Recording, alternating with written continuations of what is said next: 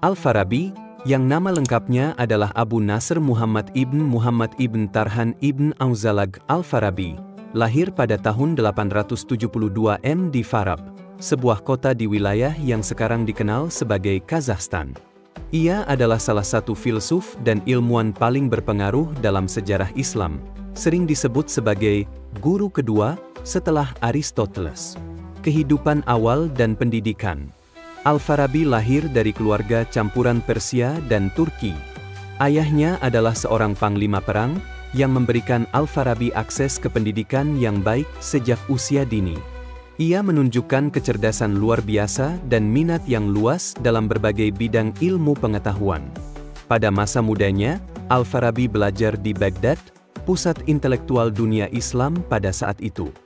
Di sana, ia mempelajari berbagai disiplin ilmu, termasuk filsafat, logika, musik, matematika, dan ilmu alam. Kontribusi dalam filsafat.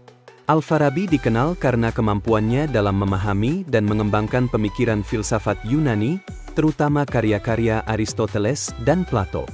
Ia menulis banyak komentar dan penjelasan tentang karya-karya mereka, yang membantu memperkenalkan dan menyebarkan filsafat Yunani di dunia Islam. Salah satu karyanya yang terkenal adalah Kitab Al-Musika Al-Kabir, buku besar tentang musik, yang membahas teori musik dan pengaruhnya terhadap jiwa manusia. Al-Farabi juga dikenal karena karyanya dalam bidang logika.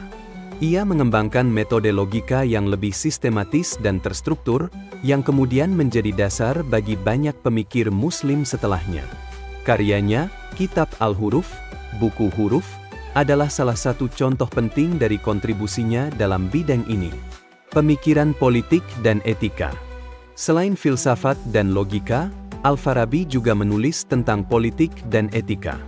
Dalam karyanya, Al-Madinah Al-Fadila, Kota yang Sempurna, ia menggambarkan visi ideal tentang masyarakat yang adil dan sejahtera, yang dipimpin oleh seorang filsuf raja yang bijaksana. Konsep ini sangat dipengaruhi oleh pemikiran Plato tentang negara ideal, namun Al-Farabi mengadaptasinya sesuai dengan nilai-nilai Islam. Pengaruh dan warisan. Al-Farabi dikenal sebagai guru kedua setelah Aristoteles karena kemampuannya yang luar biasa dalam memahami dan mengajarkan filsafat Yunani. Ia memainkan peran penting dalam mentransmisikan pengetahuan Yunani ke dunia Islam dan mengembangkan pemikiran filsafat yang sesuai dengan konteks budaya dan agama Islam. Karyanya mempengaruhi banyak filsuf Muslim terkenal lainnya, seperti Ibn Sina, Avicenna, dan Ibn Rushd, Averroes.